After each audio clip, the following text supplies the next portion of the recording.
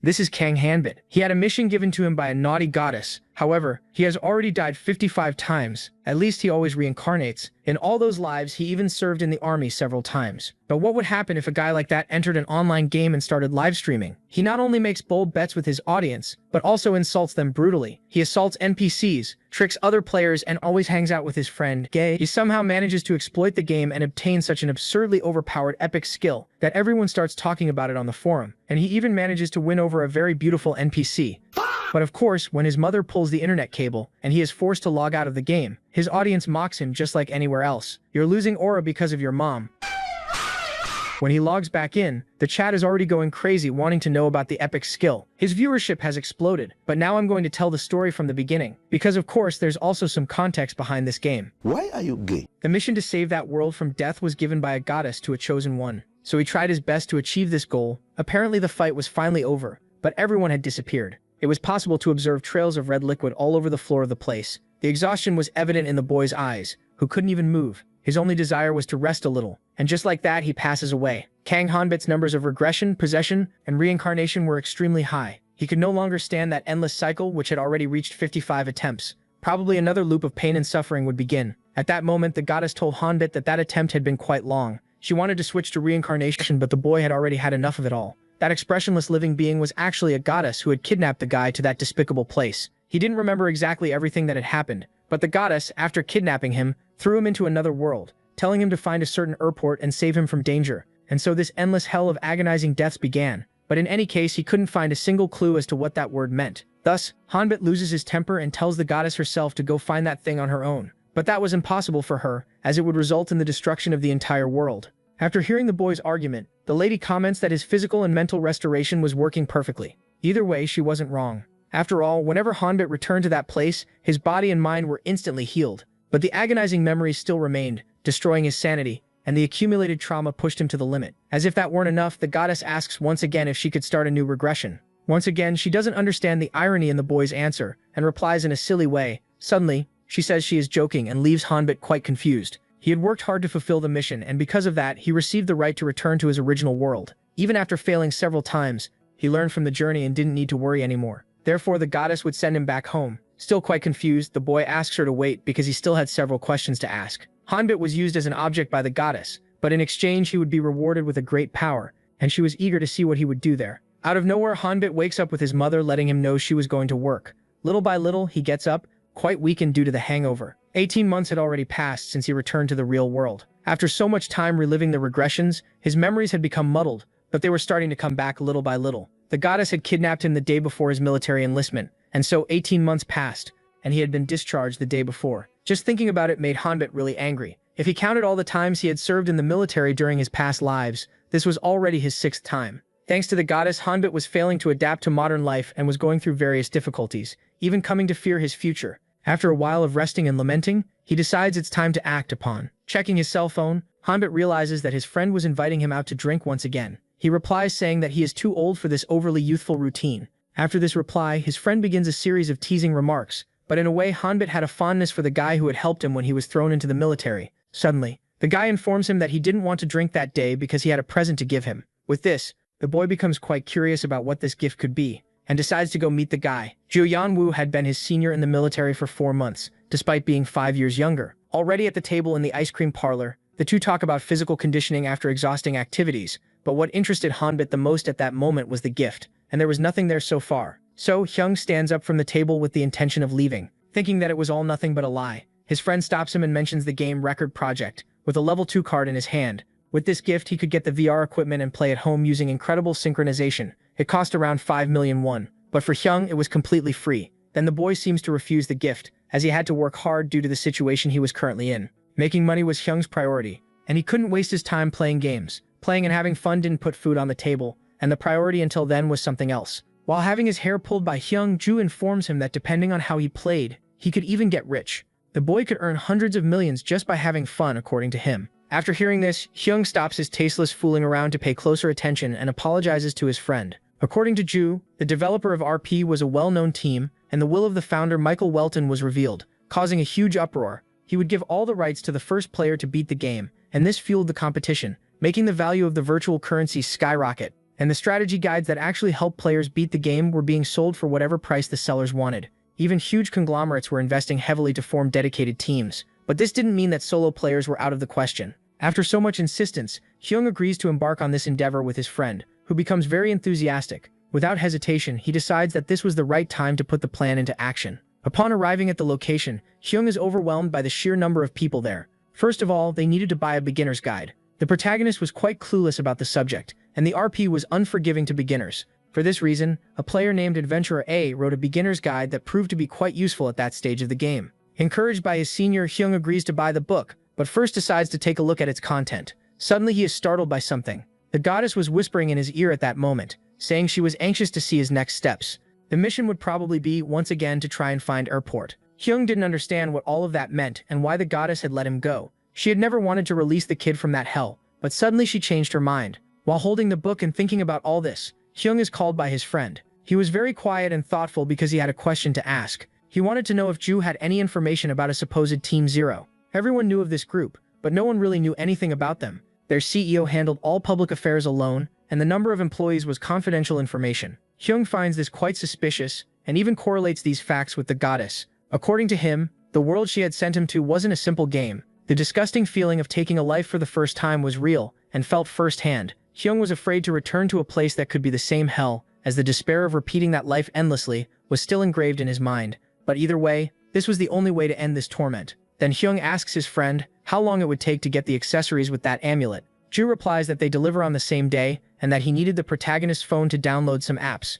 Now it was almost mandatory for Hyung to buy that book since he had completely crumpled it. Ju then says goodbye to the boy and promises to wait for him to start. Thinking about the accessories, Hyung just says he will try to be as fast as he can. Upon arriving home, the protagonist notices that the box had finally arrived. Inside that small package was a video game console of exorbitant value. Quite eager, Hyung starts tinkering with all the equipment inside. He still had a little time before his mother arrived, so he decides to test the thing out. After putting on all the technological equipment, Hyung lies down on the bed to start the process. Suddenly, several windows appear, and the boy realizes that everything is very realistic. Seeing that the settings window didn't appear, Hyung decides to restart the simulator, believing it was all just a bug. Upon clicking the system button, several disturbing failure messages appear and launch the game.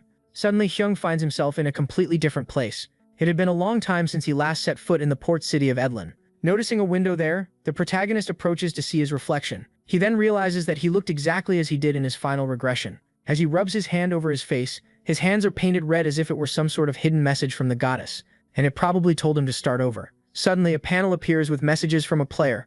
Thus, Hyung realizes that it was his friend's username. Finally, this Loper appears, and the protagonist recognizes his partner. Hyung is then questioned for not customizing his avatar and says it was an accident. Another thing that wasn't right was the protagonist's username. Upon opening his character information, he realizes he was named Black Dragon. Loper laughs hard at this silly and embarrassing nickname. Hyung hadn't chosen that name, but he couldn't change it ever again because it was directly linked to his biometric information, and he had to accept that fact. He couldn't stand that idiot laughing at the situation anymore, and promptly decides to go check those notifications. There was a proposal for Loper to broadcast his gameplay live using the game's integrated recorder. The blonde would be the host, and Hyung just needed to play to keep up to 60% of the profits if the streams went viral. Having no other options, the protagonist finds himself forced to accept this proposal. Loper just wanted his friend to trust the process. Thus, the blonde starts the broadcast by introducing the duo to the live stream. In the comments, people heavily mocked the name Black Dragon and completely belittled the user. They were doing that to irritate Hyung, but his friend wanted him to just focus on making money at that moment. So the protagonist stops caring about the haters and decides to take a step forward in the game. At that moment, he needed to choose 3 skills and hope to get the powers he had mastered in his various regressions. Loper, in turn, was quite excited to see the system's choices. After Hyung clicks on the card, a massive flash of light takes over the place. After that, the two stare at it for a few seconds without understanding absolutely anything, while the curious viewers wouldn't stop commenting in the stream's chat. The two stared at that information open-jawed, especially Loper, and the viewers couldn't believe the protagonist's sheer luck, accusing him of hacking.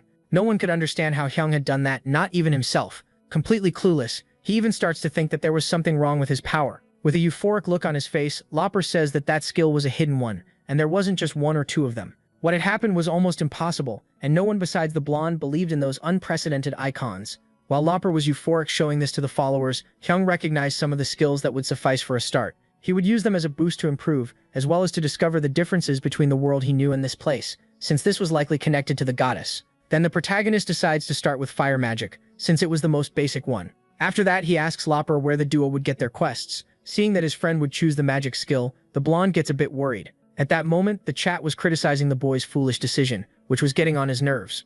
According to Lopper, the most important thing in that game was proficiency, and because of that, magic became a difficult skill to master compared to the others. Furthermore, a little star would appear when the player maximized their proficiency, but until then, there was no way to check the accumulation.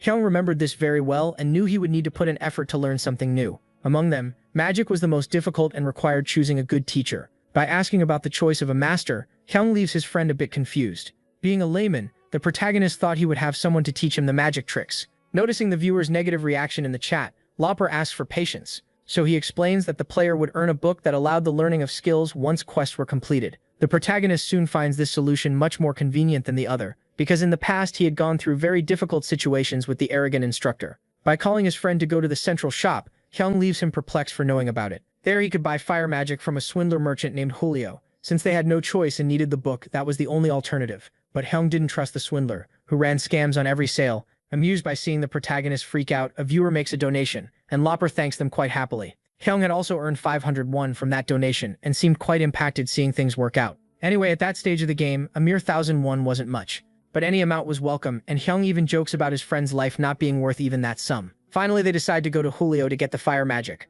After calling out to the protagonist, Lopper notices strange behavior from him. Then Hai reveals he wants to find a magic master. There on the panel, he finds one named Atsoblal, and Lopper gives him some advice, thinking it was all just flirting. According to the information, this girl was just a quest NPC who robbed players and vanished in the blink of an eye, taking advantage of her beauty. Even so, Hairu decides to go to Atsoblal to see if it was all actually true. The chat's reaction to this decision is instantaneous, and the protagonist becomes very thoughtful. Thus, he changes his mind and decides to go to Julio, taking the route suggested by the crowd. Seeing that they manage to persuade the boy, the chat goes wild, and Hairu accepts their new embarrassing challenge. Finally, the two decide to move on, but the protagonist is questioned about the shortcut he chose to take. Lopper seemed to trust his friend, who was just following the roads by instinct. Finally, they arrive at the location and spot this Julio guy, which makes Hairu clench his fists. Horrible memories were rushing back at that moment. Upon asking about the NPCs, Hairu learns that things were quite unrestricted. Suddenly, the protagonist seems to get very enraged and storms right into the shop.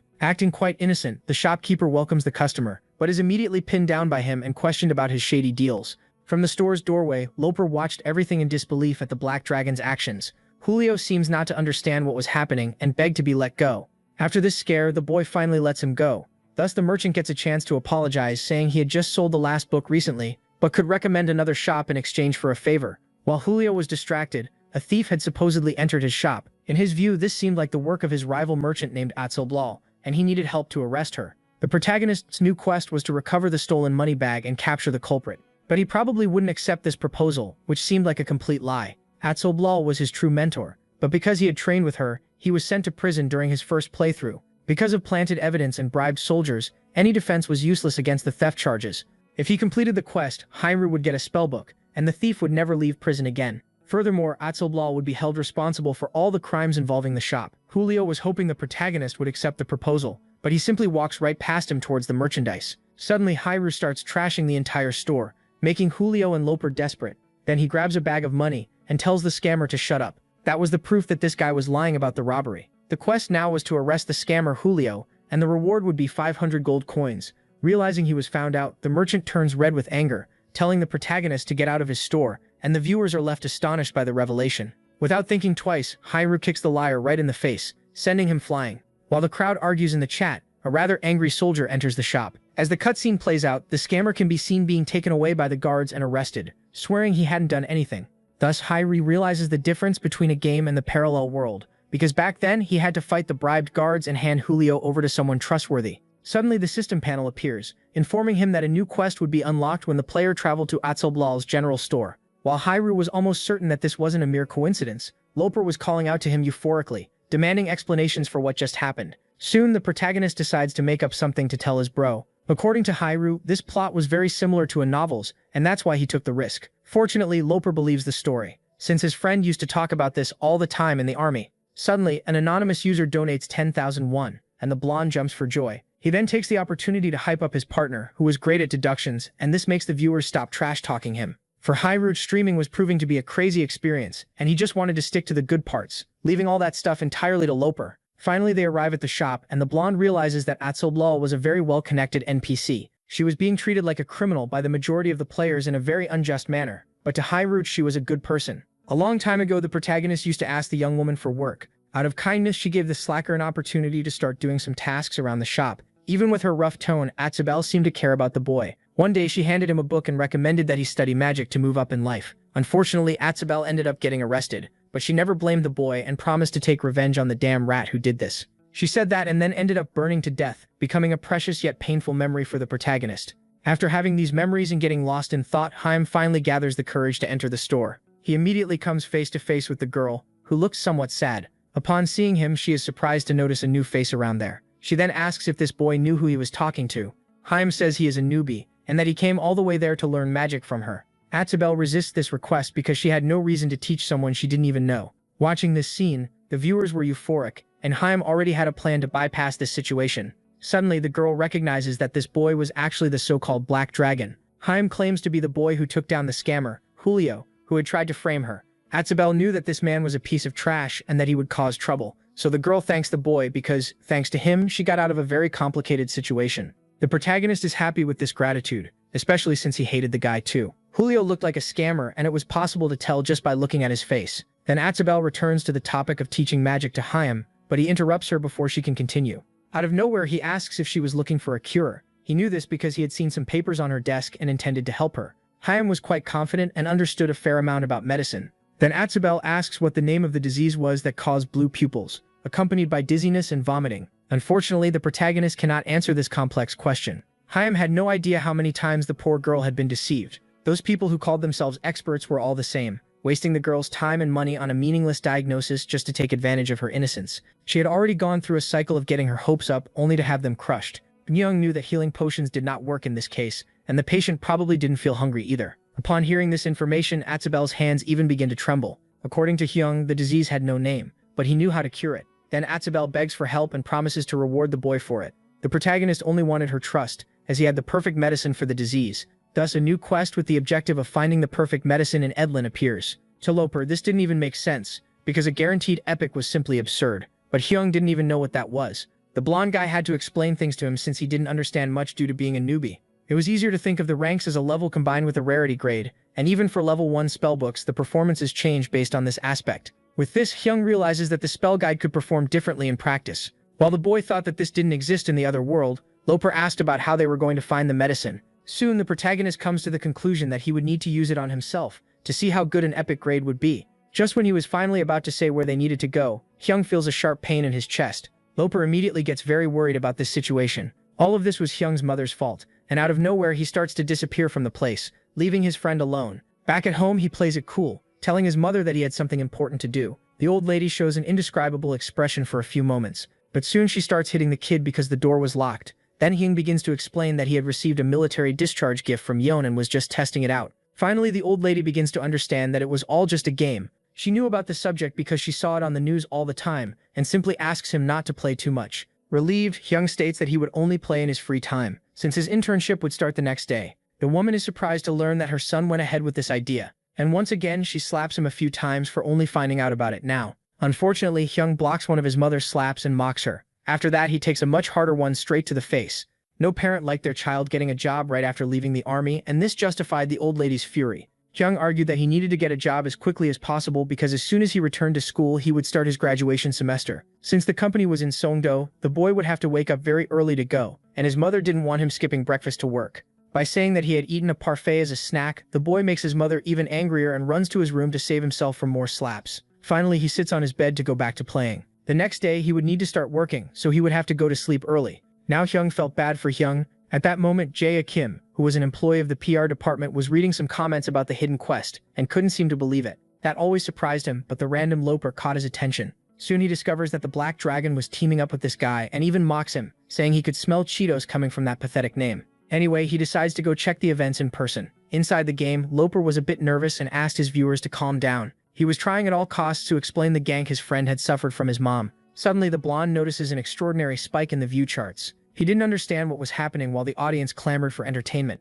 Then Loper notices that a post about them had recently gone viral in the RPG. After a few moments, Hyung sends a message informing him that he wouldn't return to the game but would leave a good tip. Loper soon communicates this to the chat, leaving the poor guys euphoric. According to the Black Dragon, the trigger for Atsubel's quest could be obtained from the bomb slimes, and if his friend managed to get it, he would share even more special information. The very next day, Hyung arrives at the building of the company he would be working for. He constantly tried to encourage himself. Then he arrives at an office that was in chaos, trying to introduce himself to those present. Soon, an old man notices his presence and complains about HR because of it. Thus, he orders Lee Min-ho to take the intern to the conference room immediately. The boy, without hesitation, makes himself available to the newbie with an extremely tired expression. Hyung was supposed to leave his bag there and follow him to see his workplace. Lee then asks the protagonist to erase the whiteboard. Suddenly, a man arrives there asking why it was just the two of them today and who this newbie was.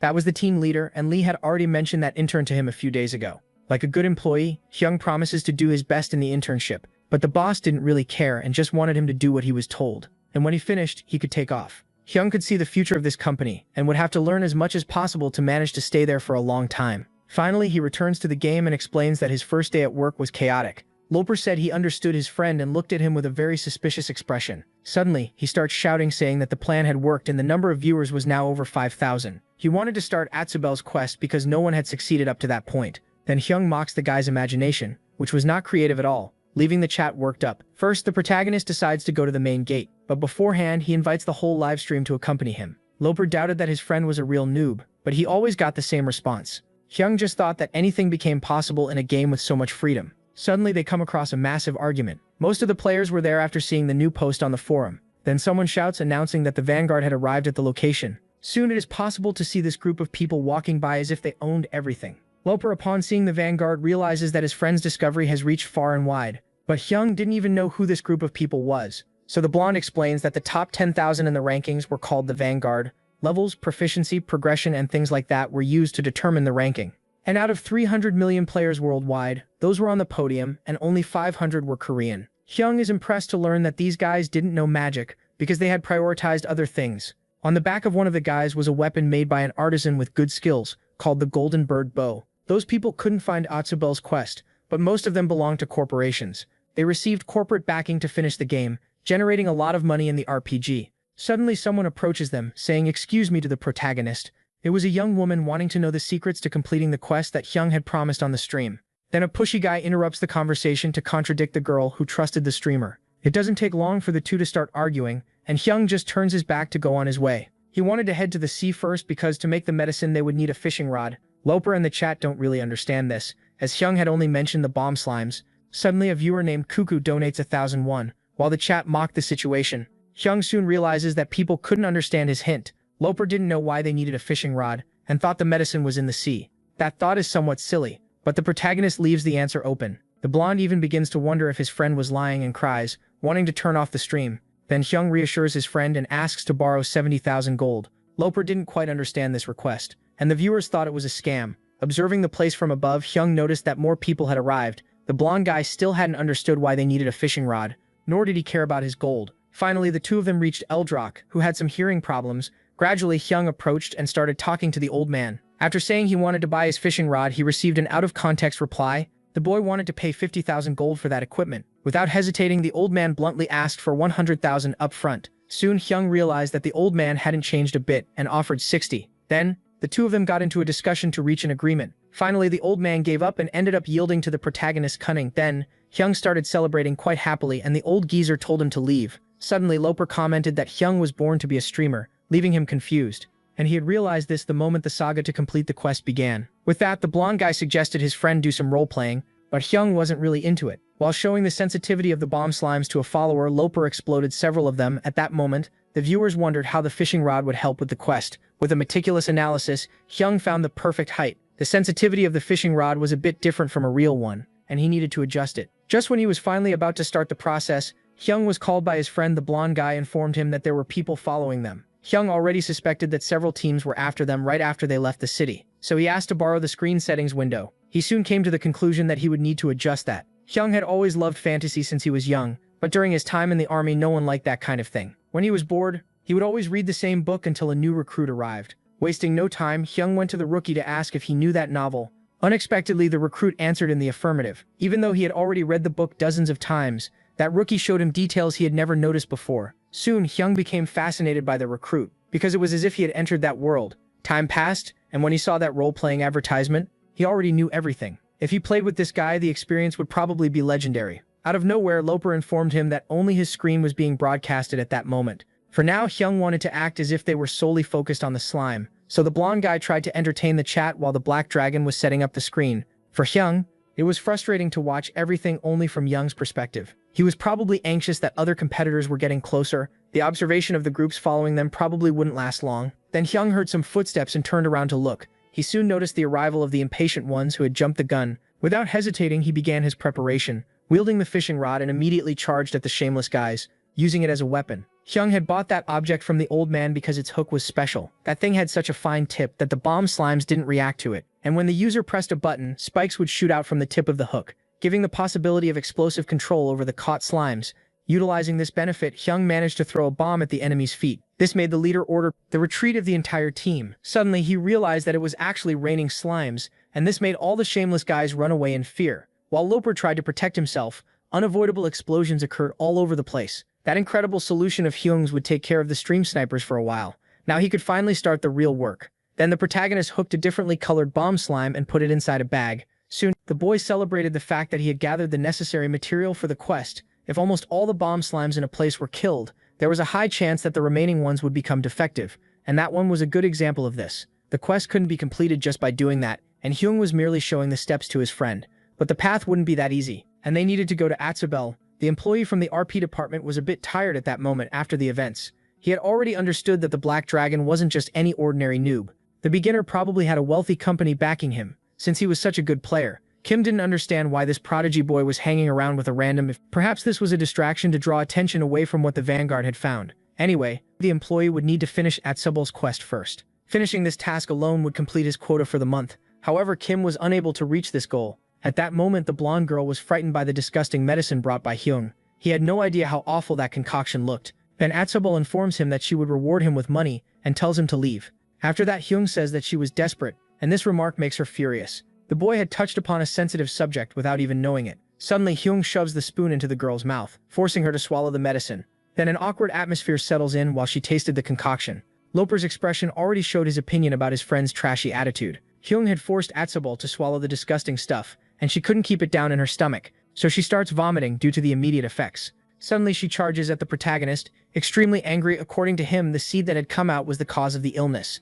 Atsubel couldn't seem to believe she had thrown up the root of the problem. She was also sick, and Hyung had realized it the moment he saw her. Atsubel had probably been suffering in silence for a long time, afraid of making her mother worry. Furthermore, there was the possibility of people like Julio using the illness against her. It was somewhat obvious how Hyung had found out about all this. Atsubel had swallowed a parasitic seed that grew in the south and lodged itself in her stomach. The girl probably contracted it by eating imported ingredients from that region, and the bomb slime was the only thing capable of removing it. For this reason, the slime that didn't explode due to being defective was necessary for the cure. Without its explosive properties, it only left behind mucus and the vomit-inducing toxin. Since it wasn't a real illness, she only needed to vomit the seed to be cured. Now that Atsubel was cured, she wouldn't need that medicine anymore and should take it to her mother. It was clear to Hyung that even though it was a game, the girl hadn't changed at all. She still cared more about the suffering of others than her own.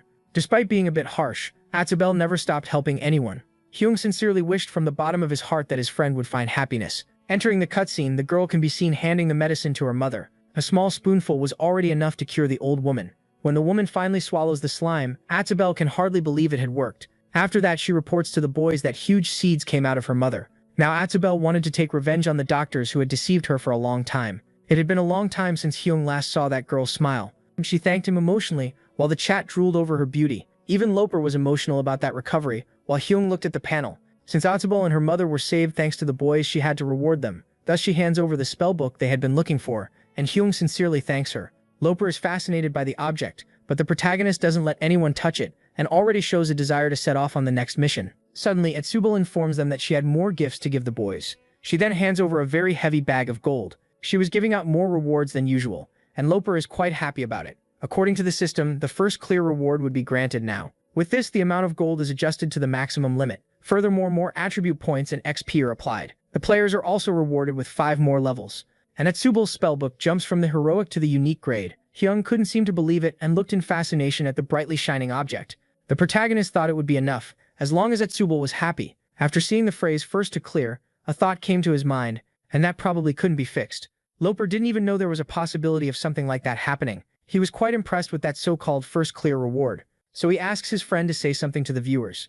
Loper tried to calm the crowd down at that moment, because not even Hyung knew about it. He didn't know what to do because the chat was moving too fast, and he couldn't even see what they were saying. Suddenly, Atsubal hands one more thing to the protagonist. With that, he feels flattered to receive yet another gift. Hyung had unlocked yet another achievement for being the first to help Atsubal. That piece of paper was a letter of introduction to the blacksmith in case the boy needed a weapon. Atsubal had already noticed that they didn't have decent defensive equipment in good condition. According to Hyung, the bad smell was from the slimes, and the girl had been forced to eat the stuff. Finally, Atsubal thanks them again and puts herself at the boy's disposal. Now there was nothing specific for the duo to do, and since it was an open world, they could go anywhere. Starting in Edlin was the same for everyone, but after that they had a high degree of freedom. However, the player needed to be careful not to get into trouble. After a customization suggestion, Loper leaves Hyung somewhat thoughtful. The blonde had spent 5 hours straight customizing himself to look flashier. In the game, there was also the possibility of changing genders, and this fooled a lot of people. Then Hyung realizes he had to decide the duo's next destination alone.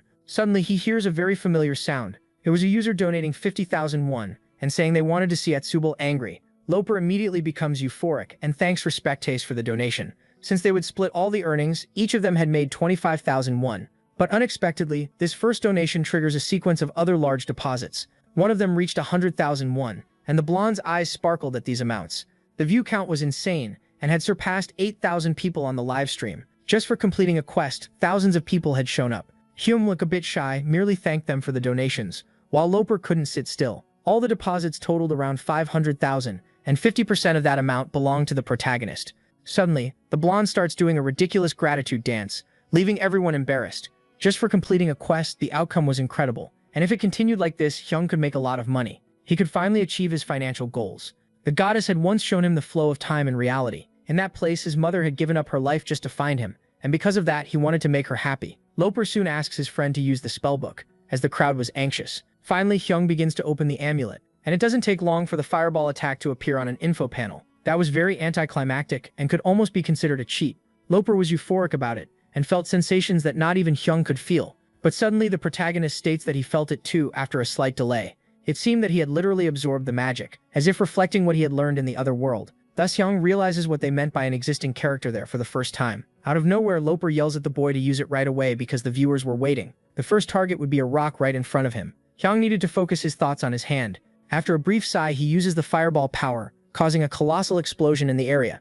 Loper watched everything in awe and thought it was quite incredible. Even at rank 1, that was more than Hyung expected from the skill. Suddenly, the protagonist notices something that makes his eyes widen. A new effect had been unlocked at that moment. That seemed familiar to the boy, who enters a kind of optical illusion for a few moments. Hyung's expression was one of sheer astonishment, and then a panel appears giving some information about the 55 times recorder, in addition to the keyword. Soon, the boy even grinds his teeth in sheer anger, as the damned goddess clearly had a hand in that. Hyung had no doubt that the woman was watching everything. Soon, his friend shows concern about the situation. Regardless, Loper wouldn't understand even if the protagonist explained it. So Hyung gives a brief excuse and asks his friend to test the skill as well. The blonde gets very excited about this, but the protagonist was merely curious. Without hesitation, Loper concentrates and uses the magnificent fireball, but unfortunately the result is not as expected. Thus, the blonde falls into despair and gets embarrassed by it. For him, it was difficult to farm magic proficiency, unlike his friend who reached the unique rank straight away. Loper was outraged by this injustice,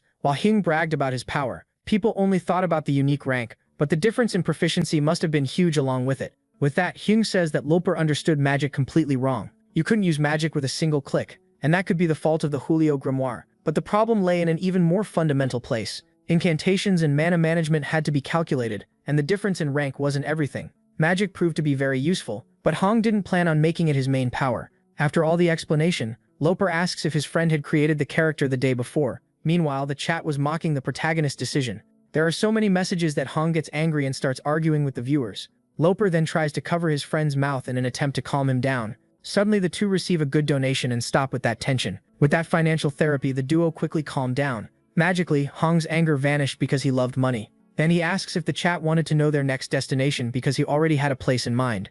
It had been a while since Hyung last stepped foot in that place, and he wouldn't follow the main quest as plan A because he needed to acquire some skills first. Then the two friends entered the shop. That place always gave Loper the creeps. Soon, the hunter Leichner notices the presence of the new customers. Wasting no time, Hyung informs him that he came to learn how to use a bow. Upon hearing this, the guy roughly drops his axe and asks if the kid had enough balls yet. The protagonist audaciously answers him in the affirmative. To pass Leichner's test quest, Hong needed to reach the minimum score and would earn rewards for doing so. Without hesitation, the boy asks the teacher a few questions, and he confirms the rules. Worried about the test, Loper suggests that he invest some points in agility beforehand. Regardless, Hong was very confident, and it didn't take long for him to shoot his first arrow. Due to his lack of agility, the result isn't good, but even so, he managed to get something useful out of it. Leaper then leaves his friend to it, and stops giving his opinions to pay attention to the next attempts. On his second try, Hong gets a good score and leaves his friend in disbelief. The boy's foresight with each attempt was unbelievable. By hitting the maximum score countless times, he quickly reaches the points needed to pass the test.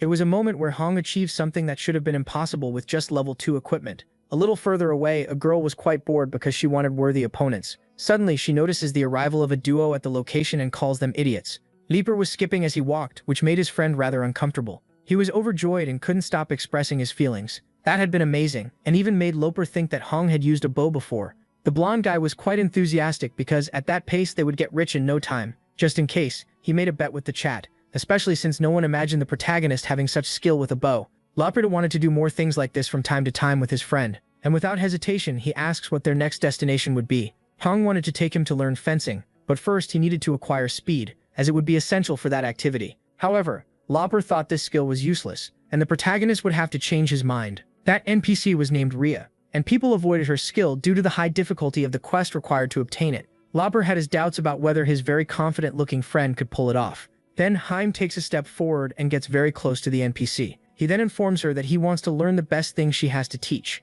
The woman agrees to this but suddenly steals the boy's coin pouch and backs away from them. She then informs them that there is a fee of 5,000 to teach them. Rhea is surprised to see that Hyung didn't react and genuinely wanted to be taught. Throughout the countless cycles, that woman had already stolen a lot, so that alone was getting off cheap. The girl made a point of making it clear that she didn't like the protagonist, and so she begins the lesson by challenging him to catch her. Haim would need to find the teacher who had fled within the time limit to get the desired reward. That quest was nearly impossible, and the kid would need 5 different attempts. During that time, he wouldn't be able to do other quests, much less log out of the game. Loper doubted that Hyung would be able to catch Rhea, but the boy was determined. Since he needed help, he decides to ask for assistance from Atsubel, who was related to the target. Leeing, the boy justified that he knew this information just like everyone else. Fortunately, with that excuse, the blonde agrees to help him. They were sisters, and once again, Haim lies to Loper about how he figured it out. The chat doubts all of this, but the protagonist cleverly tries to persuade them. According to him, the viewer's lack of attention and misguided attitudes had obscured the truth. After that, Haim stops arguing and accompanies his friend in search of Rhea. Meanwhile, the girl was chilling out, playing with a cute cat. She thought the duo had given up on the quest and would never find her there. But suddenly, her sister arrives at the scene, leaving her surprised by her company. Rhea even breaks into a cold sweat upon seeing Atsubel's companions. She even tries to invalidate the boy's achievement, but she herself had said that anything goes in this quest. Soon, Atsubel calls her sister over for a talk, as she had already advised her to stop stealing. The blonde then scolds the little thief, who would only learn her lesson when she finally got arrested. After scolding her sister, Atsubel asks her to head to the store once she is finished. Rhea simply replies in the affirmative, while Haim thanks his friend. The protagonist had achieved an unprecedented feat, and since a promise should always be kept, Rhea hands him the quest reward. The rewards were scaled according to the task's completion time, which is why Haim receives another unique rarity skill book. With that, the girl walks away, making it clear she never wants to see the protagonist again. Suddenly, an exhausted Loper arrives, celebrating that he has finally found his friend. He is surprised to see that the result of all that walking was yet another unique grade item. Wasting no time, Haim confirms that it is finally time to learn swordsmanship. That book was a consumable item, something the protagonist could never quite get used to. At that moment, the viewers wanted to know why Haim chose to learn the speed skill. The boy quickly uses a simple sprint as an example to justify his choice, though to Loper, the skill was practically unnoticeable during RP. To him, not even the unique grade made a difference, but Haim remained steadfast in his decision. Since the protagonist had mentioned wanting to learn swordsmanship, Loper insists on trying to teach him, despite not knowing much himself. Haim then asks for the chat's opinion on the matter, which makes Loper quite uncomfortable. It seemed that most players, including Yan, were following a similar progression path, likely because of the guide. No one had been able to complete Atsubel's quest before due to Yu Liu's scam, which prevented any interaction with the girl. Normally, the blonde would be taken away and never seen again, while Rhea would become completely useless. Therefore, the fact that Haim managed to break this cycle was a sign that he was on the right track, and he would certainly be able to beat the RP in his own unique way. He didn't know what the goddess was thinking, but he no longer wanted to be her puppet. After walking for quite a while, Haim realized that the hermit swordsman lived very far away. They finally arrive at the location and announce their desire to learn swordsmanship. Realizing he has visitors, the man simply glares at them with a chilling look that leaves Loper terrified. After finishing his drink, the swordsman Balder finally stands up. He immediately orders them to swing their swords until told to stop. They were also allowed to use the training area right behind them. Since they were there to learn swordsmanship, words were unnecessary. Without hesitation, Hyun drops his iron sword on the ground and wields the wooden one instead. It usually took people a long time to complete both stages of the quest. Many failed because they thought it would be easy, only to have reality hit them hard in the end. Loper was certain that skill-teaching NPCs were capable of killing players. A bet then starts in the chat regarding how long it will take Hyun to complete the quest, with a substantial amount of money on the line. Loper gets euphoric about this and quickly lets his friend know that the task is now worth 800,000 won. The protagonist immediately takes a deep breath and focuses. The most important aspect of swinging the wooden sword wasn't the rep count or the time spent. First of all, Balder never expected much skill from beginner swordsmen. However, most players assumed that a sword was the easiest weapon to use, and to Balder, witnessing that mindset could be highly insulting. The man simply wanted a sincere attitude toward the blade. After staring at the boy for a short while, he raises his hand and states that he has seen enough. A happy expression appears on Hyung's face as he realizes his strategy has worked. Suddenly, a system panel appears with a quest to defeat Balder in a duel, marking Phase 2. Loper panics upon realizing that this doesn't mean the task was successfully completed yet. Seeing that he had lost the first bet, one user offers a double or nothing wager. Hyung asks his friend if he is really going to accept that proposal. If the protagonist managed to block the enemy 4 times, he would win double the amount. However, if he failed, he would have to go bungee jumping in real life with Loper. At the boy's current proficiency level, pulling that off could prove quite difficult. Loper was terrified, as he had an extreme fear of heights. Suddenly, Hyung gives him a highly skeptical look. The protagonist then reassures his friend that he wouldn't have to jump, telling him to just trust the process. Suddenly, the sword god adds 1,000,000 won to the quest reward and praises their friendship. Hyun can hardly believe the amount of money he is making in the game. With that, he begins to stare Balder down with a fearless expression. Without much delay, the two grip their swords firmly and prepare for combat. The aura surrounding Balder's weapon is striking, and he finally charges right at the protagonist. Hyun grows a bit nervous upon realizing that the fight is genuinely underway. The boy then raises his sword to defend against his opponent's first strike. At that moment, Loper and the viewers were in disbelief at Balder's fierce attack. The immense effort Hyung made to block that strike was evident on his face, but admirably he manages to withstand it. Balder seems displeased by the boy's feat and is already preparing a new assault. Regardless, Hyun was in position waiting for the next blow. It doesn't take long for Balder to charge at him, and once again the boy blocks his attempt. Then the protagonist realizes that his sense of movement was poor due to the equipment's synchronization rate. But on the other hand, he had learned to use agility as a tactic. Balder soon notices that the boy had a lot on his mind. It was probably due to his composure or the unexpected situation he was in. After hearing this, Hyun replies to him in a tone of extreme mockery. Then Balder comments that the boy got the wrong idea about him and decides to finish this quickly. Once again, Hyun mocks the big guy and they begin a frantic exchange of blows. The protagonist was struggling too much to hold off his enemy. Loper wondered why a simple fencing quest was so difficult.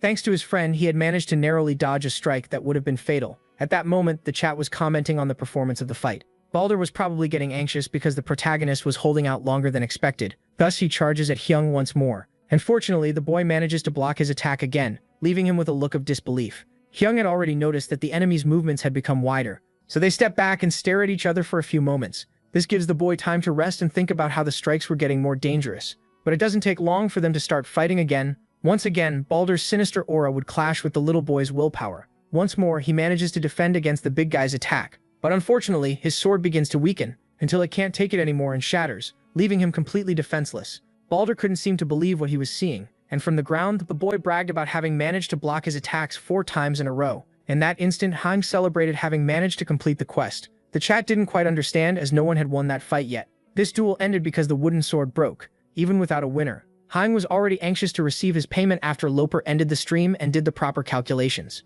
The blonde guy assured him that he would make the transfer properly without ripping the boy off. Suddenly, Loper brings up the topic of when they first met, placing his hand on his friend's shoulder. He wanted to know what Hyung did before joining the army. The protagonist tried to come up with some excuses while the chat made guesses about it. Then Loper confirms that all the money from the quest would go straight to the Black Dragon.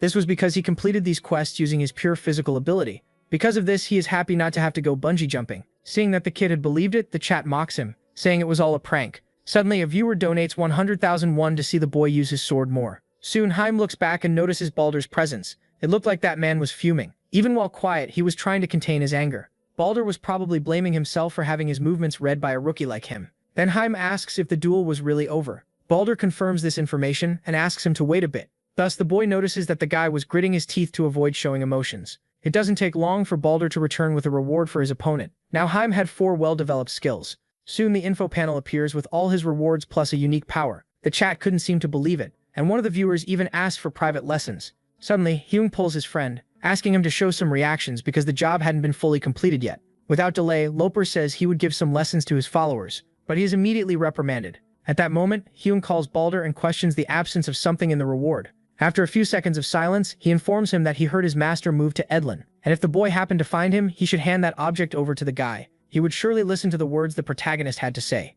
According to Balder, the master was where the winds gathered, and this gives Hyung a clue, and because of this, he already summons his friend to return to the city together. Suddenly, a person sends a donation saying that Balder would have a lot of work that day. Loper, at that moment, was curious to know if they were going to the big guy's master, but Hyung, who looked quite tired, simply said he had decided to call it a day. He had to go to work, and not getting a good night's sleep would be a problem. So the protagonist started logging off the game, mentioning that he wouldn't be able to return right after finishing work. Returning to reality, the boy realized it was quite hot. He was sweaty, probably because he had focused so hard during the fencing quest. Suddenly, his phone started receiving some messages that caught his attention. It was Loper, letting him know that he would send the payment right before going to sleep. After that, it didn't take long for the deposit to hit the protagonist's account, and the amount was so high it startled him. The kid couldn't even believe the sheer volume of donations they had received in such a short time. This made him wonder if working a regular job was really worth it, considering he had only played for 10 hours. Hung was back in reality, but this time, he was seriously considering returning to that world. However, he ultimately concluded that he should keep streaming strictly as a simple hobby. Even so, the boy was worried about his friend who had been encouraging him to keep going. But there were no guarantees that the donations would always blow up like that. Getting a proper job would be better to give his mother some peace of mind. It would be good for the boy to show some filial love like this from time to time. With these thoughts, the boy fell asleep, only to wake up to his mother calling him. It was incredibly late, and because of this, she was visibly angry. Furthermore, she also questioned the enormous amount of money in his bank account. Hung was speechless for a few moments and just stared blankly at his mother. She suspected that her son was doing something behind her back during the night. She couldn't understand how the boy could have earned so much cash legitimately. She didn't even give him a chance to explain himself, assuming it all came from gambling. Finally, Hung managed to bring up the gift he had received from Hyun. He then explained that he was streaming the game, which was how he had earned a bit of money. The protagonist was certainly a good kid and wouldn't do anything illegal. His mother then said she wanted to talk to him after work, as he needed to get ready as well. After that, she started to leave the room, but the boy called out to her. She believed what he was saying and was only worried about it becoming a burden on him. Hung wanted his mother to never have to worry about carrying the burden of their debts alone again. He was determined to work hard so that she could live comfortably. The harsh reality of life was unlike anything Hyung had experienced in the other world, or so he thought, until he got his first scolding for sleeping on the job, which made him quite angry. As soon as Hyung arrived at the office, his subordinate handed him a stack of documents and left for an outside meeting.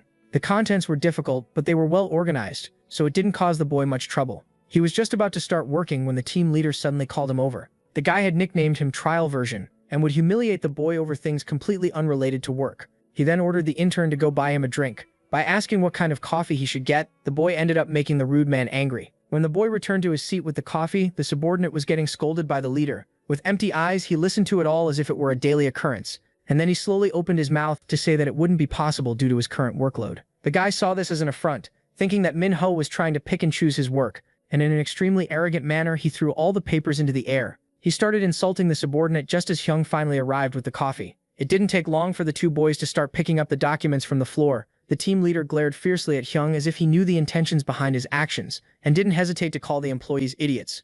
After finishing sorting out the documents, they returned to their seats, but Min-ho seemed to have a lot on his mind. Reflected in the monitor, his eyes looked emptier than usual. Suddenly, he apologized to Hanbit for showing him such an ugly side of things. The protagonist was cool with it, figuring the team leader was probably just in a bad mood. The new project that the ignorant fool had given him was already in the works, but it required time, and the subordinate wouldn't be able to properly look out for the protagonist going forward, which was why he was apologizing. Upon hearing this answer, Hyung says he can help him in that regard. Then the workday ends, and upon getting off the bus, the protagonist hears someone calling him. It was Hyung asking how his day at work had been. The boy had only slept for 3 hours and immediately asks to go into the cafe so they could talk more comfortably. Upon sitting in the chair, Hyung simply melts from so much exhaustion. Corporate society was a pain for him, and his desire was to stream for hours cursing at his boss. Anyway, Hong just wanted to know the information his friend was going to share, and without delay, Yeon shows the messages they received after the stream, which included several important companies. The salary from one of these large corporations reached an incredible 100 million won. In Yeon's view, the best alternative was for his friend to choose a company to ally with, but upon looking at Yeon's face, he notices that something wasn't right. The protagonist was almost certain that his friend was lying, even if he were to deny it to the death. Joining a large corporation didn't seem beneficial to Hyung. Yeon hadn't suggested it with bad intentions, but his friend knew there were other feelings behind it all, and for that reason gives him some good, painful knocks on the head. After he stops getting beaten up, he notices several similarities between his friend and his uncle. Yeon only wanted Hyung to get a good job that paid him well. The protagonist was very grateful for this irresistible proposal, but wanted more transparency regarding his friend's priorities in that moment. Then Loper states that the RP didn't suit him. Searching for a high level of freedom and adventure sounded cool, but playing alone was harder than he imagined. And in his opinion, Hong was showing great promise in the RP. He just wanted to watch his friend's glorious moments, sharing everything with as many people as possible. And because of that, he wished to establish a channel agency centered around the protagonist. Instead of a normal company, this would be a sort of guild that combined the game and reality. And that was exactly what Yeon had mentioned in the army. But how he would make money was still not clear in Hyung's mind. Thus, Yeon explains that he would upload videos to the recorder and profit from the ads. And Hyung was very famous on the platform, with various top trending contents. People watching the boy would start playing RP, increasing the number of allies on this journey. That was Yeon's proposal, but Hyung was suspicious about the matter of this so-called company. Thus, it becomes clear that he would be a vice CEO of the institution and would stream autonomously, only with Yeon's help from time to time. After these clarifications, they finally reach an agreement. The reason Hyung accepted was because of his friend, but it would also be his last chance to reach airport. If he cleared the game and found this thing, he would probably know the reason why he had died so many times. Suddenly, Yeon's cell phone starts vibrating repeatedly. Several messages were already coming in again, and this was common in the life of a popular person. But something there ends up worrying the boy, who needs to make an urgent call. He was desperate because the person wasn't answering, and that left Hyung worried. All of this had to do with the Golden Bough Vanguard they had seen in Edlin. They were part of the advance party of a German company called Rationhai. The information was that the reward for the Atsubal quest decreased according to the number of players who completed it, generating a monopoly. And in the community, rumors said that Hyung had schemed all of this. A guy was protesting against Rarest, Black Dragon, and Loper. Right at that moment, he claimed it was impossible to trust anyone in that world. His friend reprimanded him, telling him to be thankful for the good reward he had obtained. It was somewhat obvious, but he didn't understand the reason why the prize was better for whoever completed the quest first. That's why his friend had told him to act quickly. But now the slimes were no longer even visible. Anyway, the Black Dragon would have to explain himself that day to deal with the situation. Meanwhile, he thought about how big Rarest was. The players mirrored the greatness of the company, mainly for having a ranker archer, but nothing was impossible to resolve. And after thinking it through, Hong tells Yeon that they would delay the start of the stream a little. With that, he continues drinking his beverage as night falls. Upon opening a book, he gives a slight chuckle when finding the desired content. Then he decides to enter the world to take a look at a few things. Immediately, the protagonist remembers the location of a cave. As expected, the bomb slimes were there in abundance all around, and there was a reason why they gathered like that. Knowing this, it doesn't take long for Hyung to find the level 7 bomb slime king.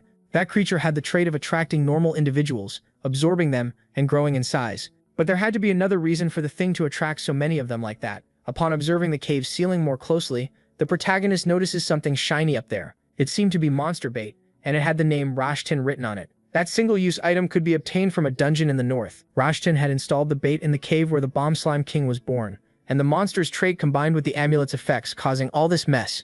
And because of that, it made sense that there was nothing left in the forest. Without hesitating, Hyung begins to use his fireball. Immediately, his power begins to take over the area. After a few moments, the giant slime is hit and consumed by the fire. With that, the system informs that the player has gained a series of benefits.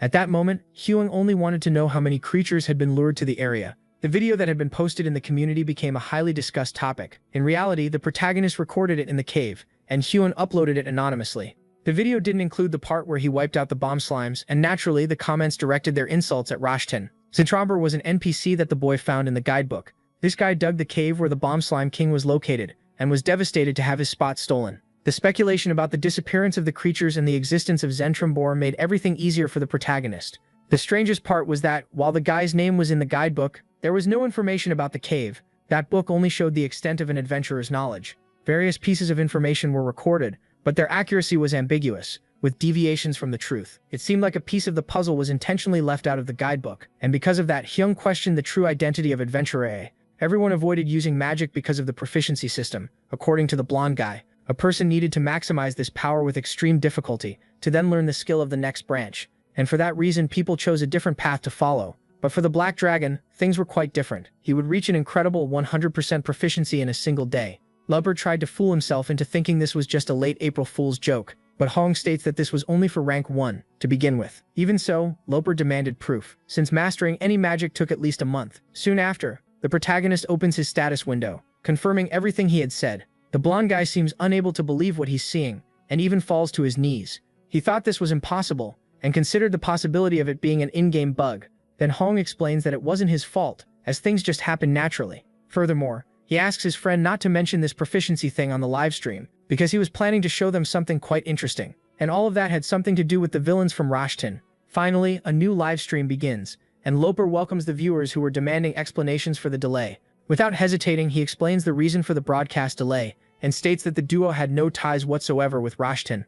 On that promising day, the Black Dragon was going to do something before finding Baldur's master. At this exact moment, he received the news that Leah had run away again. The girl really wouldn't listen to a single word. Atsopsol said. Hyung tries to understand the young girl's side and reassures his friend. She genuinely hoped that they would be able to live together without fighting at some point. After being questioned, the protagonist expresses his desire to learn the next magic skill, and with just a single request, he gets Atsopsol's approval, leaving the chat euphoric. Without much delay, the girl hands the second magic book to the protagonist.